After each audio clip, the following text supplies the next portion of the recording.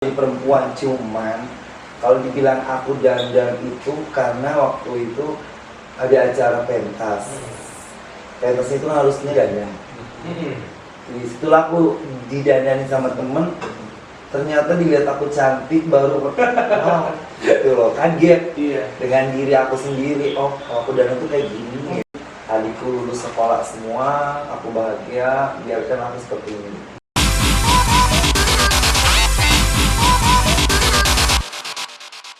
Terima kasih Mbak Dewi. Hari ini saya kedatangan tamu spesial untuk penonton yang di rumah nih, yang nonton di channel YouTube saya. Tapi sebelumnya saya mau disclaimer dulu bahwa hari ini saya undang Mbak Dewi ini ke sini bukan saya menanyakan tentang tanda kutip ya, tapi saya ingin mencari cerita kehidupan sosial yang terjadi dari selama ini di kehidupan jalanan itu seperti apa sih Mbak Dewi? Begitu ceritanya begitu. Nah, jadi sekiranya mungkin Mbak Dewi berkenan nih hari ini untuk ya semacam bercerita lah gitu. Gimana sih dari Mbak Dewi lahir nih gitu Mbak Dewi? Gimana Mbak Dewi? Kalau maksudnya dalam kehidupan saya dari kecil Mbak Dewi bisa seperti ini gitu. Belum. Jadi Mbak Dewi lahirnya ini di Jakarta, di Tangerang atau di mana? Oh, lahir di Jakarta. Oh, lahir Jakarta. Berarti Betawi asli. Betawi asli. Jadi memang anak Jakarta di ceritanya gitu. Asli Jakarta, dari Jakarta. Nah, waktu kecil nih Mbak Dewi, gimana sih kehidupan Mbak Dewi yang begini? Kalau dibilang kecil ya lucu juga sih ya. Memang ya masih bisa dibilang main kesana kemari, mau sama perempuan, mau sama laki-laki gitu. Cuman saya ingat aku kecil dominan dengan perempuan. Oh gitu. Berbau dengan perempuan, nggak sama laki. Paling kalau sama laki kalau diajak doang gimana, kita main sini bareng baru mau main. Tapi kalau bener-bener yang lalu aku main itu dengan perempuan, bareng-bareng dengan perempuan, senangnya gitu. Ini waktu mungkin dari sekolah, sebelum masuk sekolah SD, apa sudah ada muncul hasrat pengen menjadi perempuan misalnya begitu, atau memang dari SD atau mungkin sekolah SMP atau gimana? Oh, kalau waktu kecil sebenarnya ya nggak terpikir aku seperti ini. Tapi kalau dibilang kayak perempuan itu memang dari kecil. Oh, memang dari kecil, dari SD. Perempuan. Aku main sama perempuan semua. Permainan perempuan tuh kalah dengan permainan aku. Kayak misalnya main karet loncat. Oh gitu. Karet loncat kan tahu kan? Iya. Misalkan kita main, jaganya dua, kita berapa orang, aku selalu menang. Selalu menang di situ. Padahal mainan perempuan nggak malah. Terus kalau pulang sekolah ya udah gitu main bebek-bebekan, main rumah-rumahan, masak-masakan, itu kecil aku. Begitu. Nah, Mbak Dewi ini sekolah dari SD itu apakah di sekolah biasa atau mungkin sekolah agama atau apa nih Mbak Dewi? Aku sekolah AMI, Madrasah Ibtidaiyah. Madrasah Ya, sekolah agama. Madrasah. MI Adawa 1 daerah Kosambi. Oh gitu. Memang karena orang tua yang pengen nyekolahin Mbak Dewi di situ atau memang kemauan Mbak Dewi sendiri?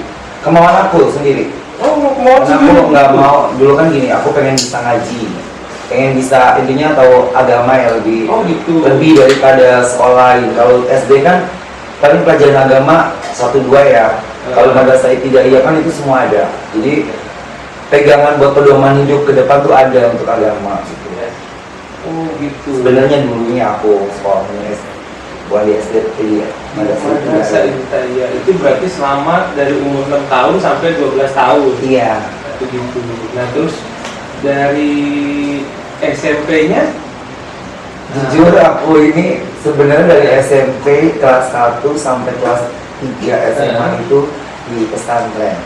Di pesantren juga? Ya, pesantren.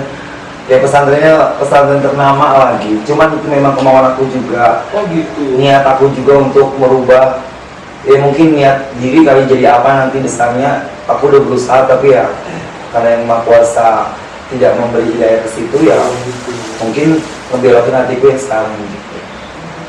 Sebenarnya keinginanku banyak zaman dulu gitu, dari sekolah. Keinginan. Apa keinginannya Mbak Dewi dari masa kecil sebelumnya? Aku nggak muluk-muluk sebenarnya pengen jadi guru. Guru sebenarnya. Sampai aku benar jadi guru honorer dulu. Beneran jadi guru Iya, honorer? bukan honorer yang namanya digaji dari pemerintah, tapi pengganti. Oh, pengganti. Waktu SMA. Ini sebelum lanjut nih saya mau nanya dulu ya soal guru ya. Itu dari pihak, maksudnya anak muridnya gitu.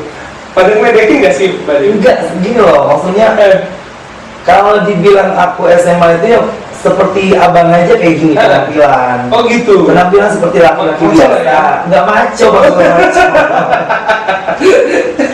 Nggak ada maconya sama sekali, cuman maksudnya style aku ini ya seperti laki-laki, tapi gayaku itu seperti perempuan. Sebenarnya kalau dibilang dikatain gitu ya mungkin di belakang karena mungkin nggak nyaman kali ya secara langsung. Tapi kalau di kampung pribadi aku ya memang udah tahu aku tuh bencong, ya aku dikatain bencong. Tapi kalau untuk tahu nggak dikatain bencong, banci.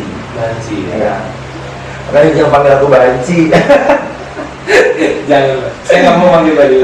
Mbak Dewi manusia biasa. Terima kasih. Nah, terus pengalaman selama sekolah SD, SMP, pastilah udah mulai sedikit terlihat,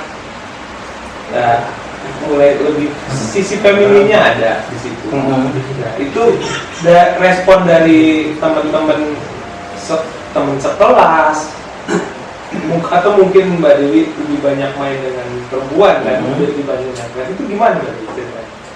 Sebenarnya mereka tahu semua dari SD, dari kelas 1 sampai kelas 6 mereka tahu aku main sama perempuan, makanya dibilang aku dikatain banci. Sebenarnya yang paling nangis itu almarhum bapak di rumah tadi. Aku SMP kelas 2. Mungkin aku udah di luar nalar ya, kelakuanku udah parah, maksudnya kelakuan perempuan udah parah, makanya dibilang aku dikatain aku punya anak banci. Tuh nangis aku sebenarnya. Nah disitu aku menjerit sebenarnya Kak. Menjerit, nangis. Kalau dibilang gue laki-laki, kenapa gue kayak perempuan? Itu aku nangis di kamar. Jujur pernah sempat sekali sampai saat itu pengen mengakhiri hidup gara-gara pemberontakan diri. Sebenarnya itu, cuma kan aku nggak cerita sama orang tua karena aku masih ingat gitu, aku punya adik masih banyak yang harus dibiayai gitu. Jadi aku nggak mau mengambil keputusan yang kurang baik gitu aja. Ngomong-ngomong masalah adik, Mbak Dewi ini anak pertama ceritanya? Sebenarnya bukan anak pertama, cuman aku anak ketiga. Karena aku anak ketiga, tapi yang lebih fokus untuk adik-adik itu ya aku sendiri. Karena aku punya kakak yang cowok, maaf kata ya, ada kekurangan dikit gitu. Tidak sama seperti yang lain.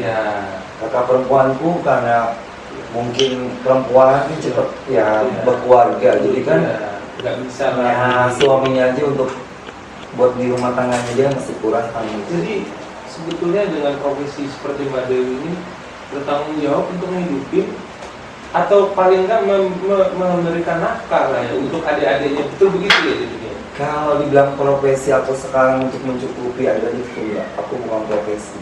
Oh gitu? Tak mau aku bilang profesi, aku nangis. Aduh, kasih tisu kalau nggak pasti apa-apa. Jadi gini, ketika aku ngebiayain adikku itu enggak namanya aku seperti ini Kak, aku masih bolak-balik berubah. Karena aku nggak mau ngeliat keluarga aku sedih. Kalau kakaknya berubah seperti ini hanya untuk mencari nafkah. Sebenarnya. Iya. Dan aku ngumpet-ngumpet, yang penting adikku lulus sekolah semua, aku bahagia, biarkan aku seperti ini. Jadi kadang-kadang orang tuh nggak tahu betapa susahnya kehidupan sebagai seorang kakak untuk belain adik-adik. Nah di situ orang cuma ngeliatnya sebelah mata sih Mas. Kalau saya lihat sih seperti itu. Iya. Kayaknya diskriminasi itu aku nggak sukanya di situ. Iya, tapi kalau saya sendiri nih, misalnya sebagai punya orang tua, ya kita misalnya teman-teman mungkin yang ada di sini juga, misalnya punya orang tua, punya anak gitu, ya saya juga mesti marah juga awalnya. Pasti begitu. Mungkin nggak marah. Kita normal Mbak Dewi, jujur aja ya. Kita akan pasti marah begitu juga. Cuma ya takdirnya sudah jadi seperti ini ya gimana Mbak Dewi? Kadang maaf sih kalau dibilang kata takdir, aku nggak tahu ya. Sedangkan takdir itu selalu kalau secara harfiahnya kan suratan hidup kan. Betul. Ya. Nah, sedangkan namanya suratan hidup setiap manusia kan kita nggak tahu, Iya. ya kan? Iya. Kapan kita nggak ada, kapan kita seperti apa jadi apa, kita nggak bakal tahu. Betul. Makanya aku bilang nggak ada namanya seorang laki-laki terlahir jadi waria atau jadi bencong, nggak ada yang mau. Luar biasa sih. Nah, cuman karena mereka merasa dirinya nyaman di mana, enak di mana, ya mereka jalani. Kayak aku sekarang nyamannya aku seperti ini. Sempet aku bilang sama orang tua, ya kalau memang nggak mau diakui ya terserah, aku bilang gitu. Sampai ngomong kayak iya. gitu. Cuman kalau memang aku jadi pembawa apa sih kalau dibilang di rumah, pembawa sial, ya mungkin aku terima. Tapi kan aku nggak, aku bantu keluarga. Iya. Kalau saya lihat malah perjuangan Mbak Dewi lebih berat mungkin dibandingin yang lainnya. Secara Saya juga sih sama aja, Iya. semua sama. Ya, tapi kan ada sisi tanggung jawab yang dibeban ke Mbak Dewi. Kalau saya lihat sih seperti itu. Nah, kembali lagi tadi masalah sekolah ya gitu. Nah, kalau saya lihat kan ini Mbak Dewi dandan nih, apalagi kelihatan lah, biasanya kan dandan gitu. Iya. Nah, apa udah mulai coba dandan waktu sekolah dulu? Nggak ada, Enggak pernah. nggak. Tapi kalau dari orangnya aku suka. Oh gitu. Jadi kalau sebenarnya lucu, dibilang lucu iya, dibilang aneh iya juga, dibilang apa sih kalau dibilang buat pelampiasan tuh enggak gitu loh. Jadi gini, aku dari kecil sampai SMP itu nggak pernah merasa pengen jadi perempuan. Nah, walaupun secara apa namanya sisi udah ada feminimnya, tapi tetap masih nggak pengen jadi perempuan. Iya, belum. Oh iya iya. Sebenarnya nggak ada sama sekali sampai aku umur sampai aku sekolah SMA. Nggak ada pengen aku jadi perempuan. Cuman kalau dibilang aku dandan itu karena waktu itu ada acara pentas. Pentas itu harusnya dandan. Di situlah aku didandani sama temen.